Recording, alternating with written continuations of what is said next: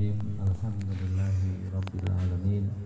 Wa bihi nasta'in ala umuri dunya waddin. Wassalatu wassalamu ala sayyidil anbiya'i wal mursalin sayyidina wa maulana Muhammadin wa ala alihi wa ashabihi ajma'in amma ba'du. Yang saya hormati sesepuh bini sepuh, para pengurus Andong Rinwit dan seluruh anggota serta hadirin sekalian. Ini saya lihat juga ada yang pakai kaos panji gede gitu ya,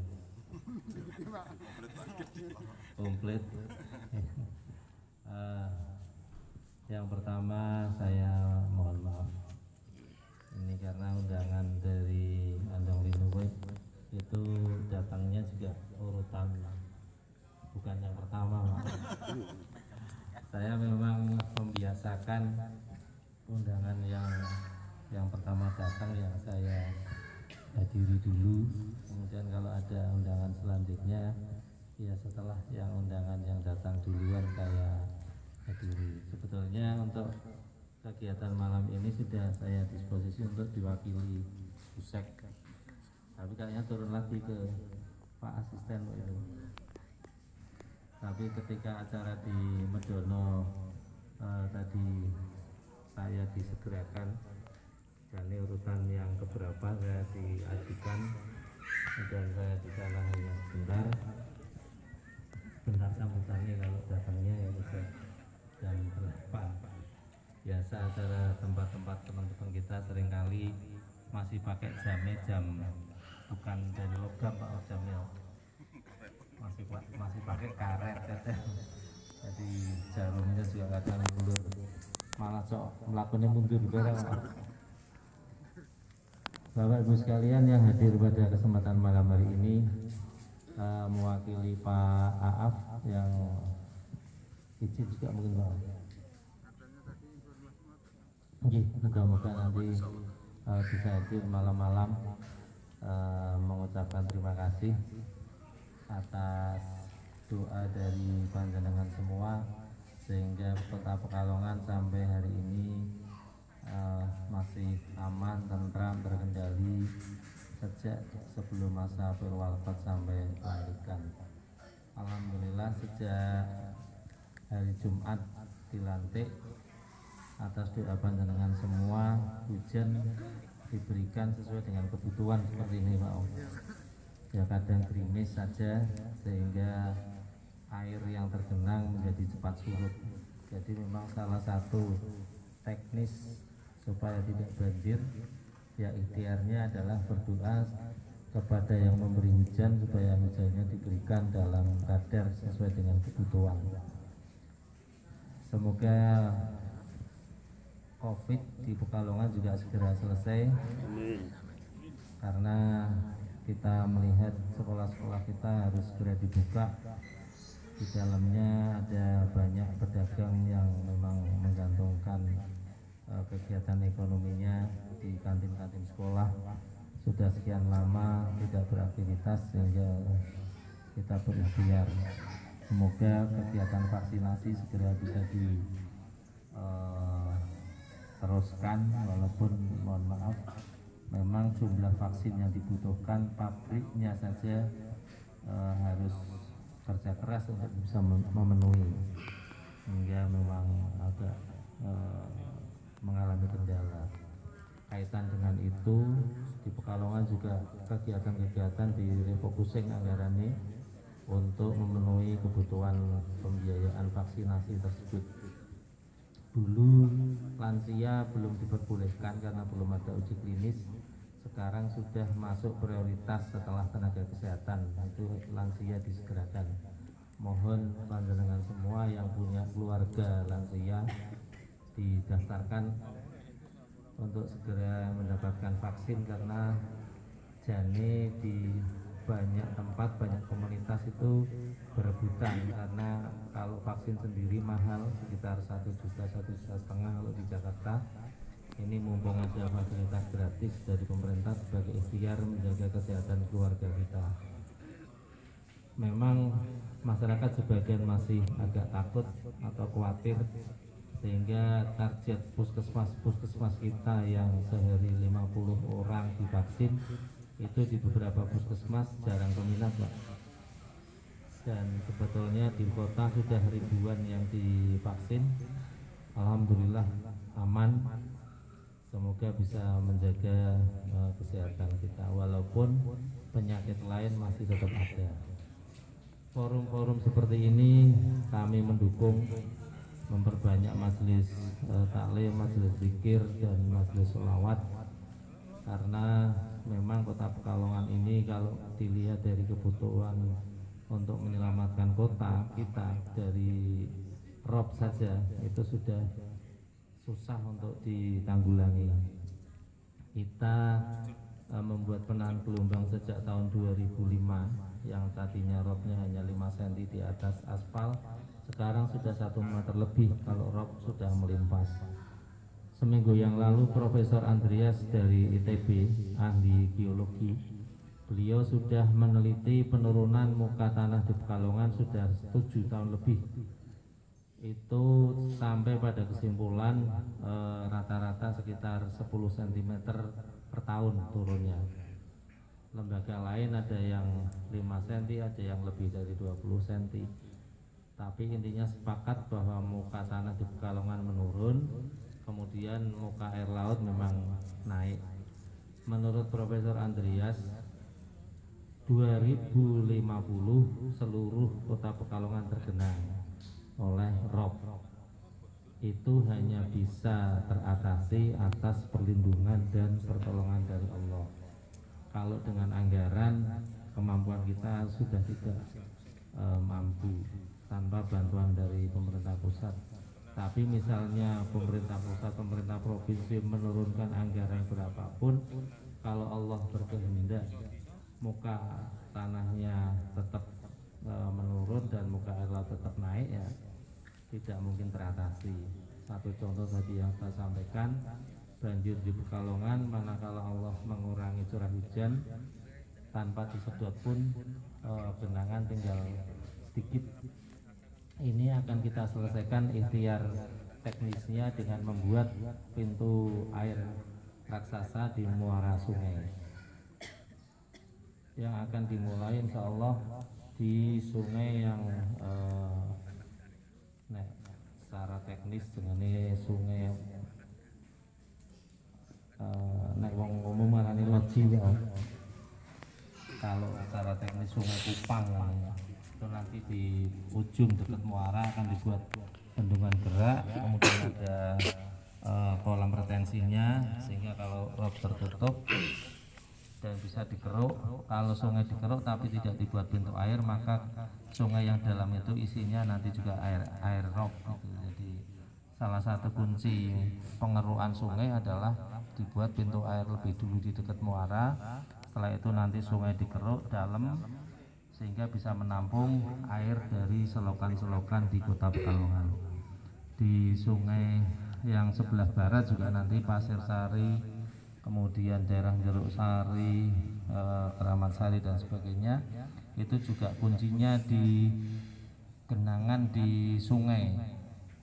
Kalau sana sudah dibuat tanggul penahan rob tapi sungai menjadi jalan tol masuknya air rob, sementara muka air di sungai jauh lebih tinggi daripada di pemukiman, tentu saja yang dari pemukiman nggak bisa mengalir ke sungai. Itu juga nanti tahap berikutnya dibuatkan bendungan raksasa di Kali Bermi dan Meduri, sehingga nanti juga bisa dikeruk sehingga sungai itu menjadi kolam retensi yang memanjang, yang menyusuri kota, yang kemudian akan menjadi tempat menurunnya air dari pemukiman-pemukiman kita.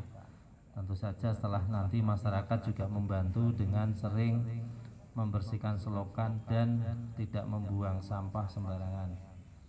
Kebanyakan dari kita kalau ada keluarga yang lama sakit di rumah, sudah berbulan-bulan bahkan kadang tahunan di tempat tidur, kalau yang sakit meninggal biasanya gampang laut mending Pak, bengi-bengi buain kali. Itu yang sering nyumpel di pintu-pintu air dan saluran-saluran kita. Mohon perilaku seperti itu dirubah. Contoh lagi, kita itu hanya teriak-teriak engko nek dadi banjir. Seperti jenengan pernah ingat, di sebelah utara Pasar Grogolan itu dulu ada selokan, Pak. Jadi pagar pasar, terus jalan, sebelah utaranya jalan itu dulu ada selokan yang membuang air dari jalan di depan Pasar Grogolan itu turun ke sungai di belakang pasar. Sekarang sudah jadi apa Pak sana? Ruko ya. Itu sudah diuruk jadi ruko dan bangunan. Nanti kalau ada keluhan daerah depan Pasar Grogolan banjir, ya diingat-ingat ya. Dulu di situ ada saluran yang membuang air ke sungai. Jadi sebagian dari permasalahan di kota adalah karena ketidakpatuhan saya, panjenengan, sebagian mungkin atau keluarga kita dalam berperilaku sehari-hari. Nah, moga-moga dengan majelis seperti ini, di samping kita memohon kepada Allah pertolongan supaya Kota Pekalongan tidak hilang dari peta dunia, karena sudah ada contohnya Pak di daerah Sayung, Demak, itu beberapa kelurahan sudah hilang jadi laut. Jadi bukan hanya cerita komik atau isapan jempol atau ramalan dari ahli geologi, tapi memang sudah ada buktinya di beberapa tempat sudah hilang. Tetapi kemarin kita juga kedatangan komisi dari DPRD Tegal yang belajar tentang bagaimana status hukum kalau ada tanah timbulan baru di pantai, masyarakat menempati dan akan membuat sertifikat. Artinya di Tegal pantai ada yang meluas. Nah, itu kan tidak bisa dengan APBD meluasnya pantai itu, kalau reklamasi juga butuhnya triliunan, nggak mampu kita. Sehingga dengan pertolongan Allah tadi, dengan doa panjenengan semua, dengan zikir dan doa seluruh masyarakat Pekalongan, moga-moga pantai di Kota Pekalongan semakin melebar Pak. Semakin melebar. Sekarang kalau rob kita sudah nggak punya pantai lagi, sudah nggak kelihatan pasirnya karena air laut sudah mentok di tembok yang sudah semeter lebih tingginya di pinggir pantai.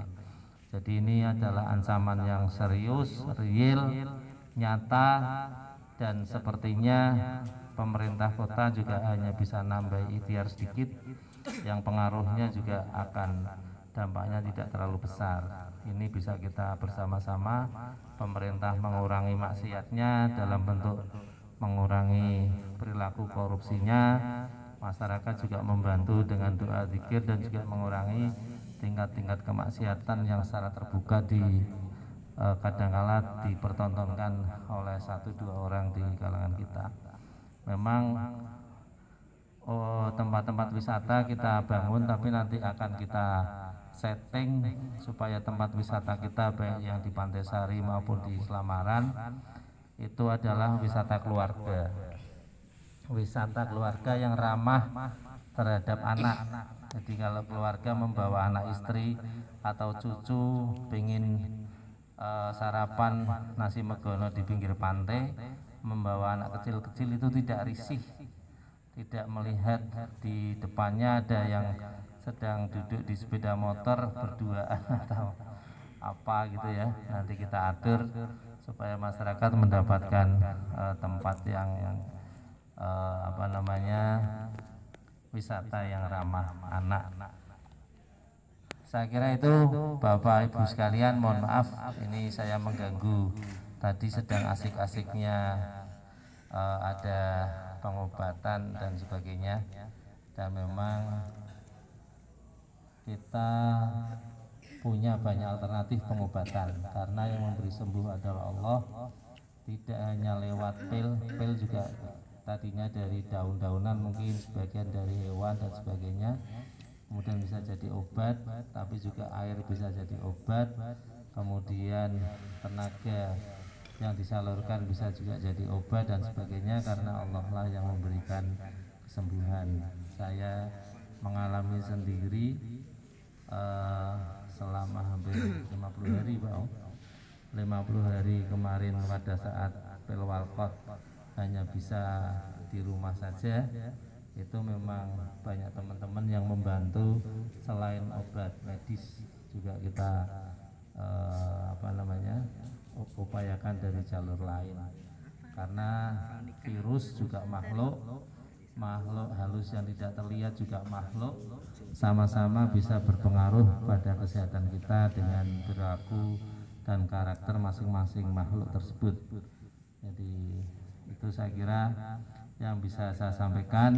Terima kasih kepada teman-teman Andong Linuwe dan rekan-rekan sekalian, dan mohon maaf apabila belum banyak bisa memberikan dukungan, karena kebetulan Pak Af dan saya dilantik juga APBD sudah diketok sebelum coblosan Pak Af. Semoga masa yang singkat ini kemudian bisa kita tata ke depan sejak nanti perubahan di 2021 ya. Tapi memang ini sudah diketok sebelum coblosan. Ini juga ada surat dari Mendagri untuk refocusing anggaran. Refocusing itu berarti anggarannya sudah diketok pun disuruh nyoreki, diganti untuk penanganan COVID. Contoh, tenaga kesehatan yang dulu tunjangannya dibayar pemerintah pusat, itu sekarang diminta yang bayar pemerintah daerah. Nah, itu kan anggaran itu kita kekurangan banyak. Dipotong dari pusat langsung itu ya kurang lebih puluhan M lah. Jadi mohon maklum Pak Af dan saya mungkin belum bisa banyak mengakomodir program. Minimal ini langkah awal kita mempermudah akses transportasi. Jalan-jalan yang tadinya satu arah atau jenengan mau lewat ada larangan, kemarin sudah mulai kita kaji. Contohnya yang nanti Jalan Kartini kita upayakan mobil juga bisa lewat ke arah selatan, kemudian Hayamuruk mungkin sementara sepeda motor bisa lewat ke barat, mungkin baru sampai Pasar Anyar, karena kalau sampai THR kemacetannya masih tinggi.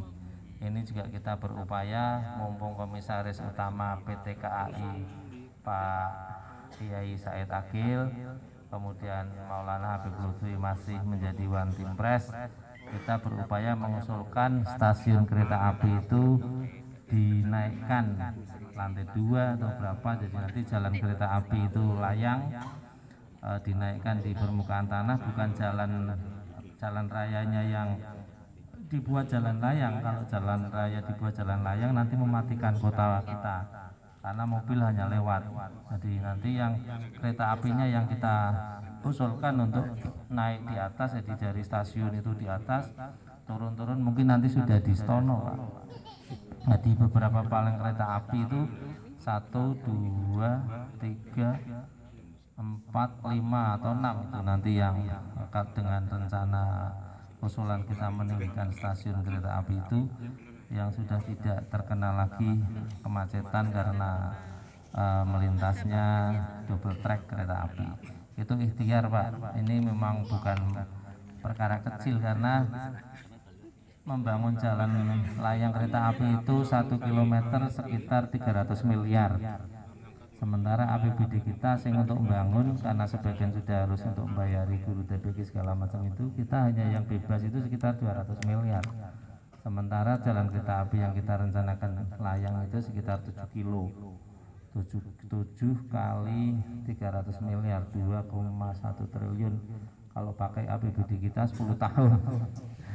Ini semoga dengan keberadaan tokoh-tokoh kita tadi, Pak Haji Asrul Sani yang asli Pekalongan juga sudah kita ajak diskusi untuk pelabuhan di onsur atau di pantai, kemudian penanggulangan rob, dan rencana usulan untuk stasiun kereta api dijadikan lantai 2. Ini 3 langkah besar yang kita ikhtiarkan, yang kita tidak menjanjikan hasilnya karena hasil adalah kewenangan Allah Subhanahu wa Ta'ala, tapi kita akan ikhtiar maksimal, termasuk meminta bantuan dari tokoh-tokoh kita yang berada di pengambilan keputusan di tingkat pusat. Saya kira itu, dan mohon izin saya tak langsung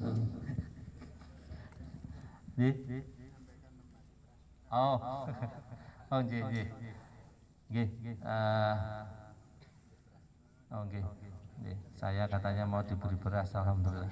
Mau diberi Pak? Alhamdulillah. Demikian Bapak Ibu sekalian, kurang lebihnya mohon maaf. Wallahul muwafiq ila aqwamit thoriq. Wassalamualaikum warahmatullahi wabarakatuh. Terima kasih kepada Wakil Wali Kota Pekalongan Haji Salahuddin STP. Untuk acara selanjutnya yaitu pembagian beras yang akan menyerahkan Bapak Wakil Wali Kota Pekalongan yaitu Bapak Haji Salahuddin STP untuk Ibu Sri Murni dari Kampil Wiradesa.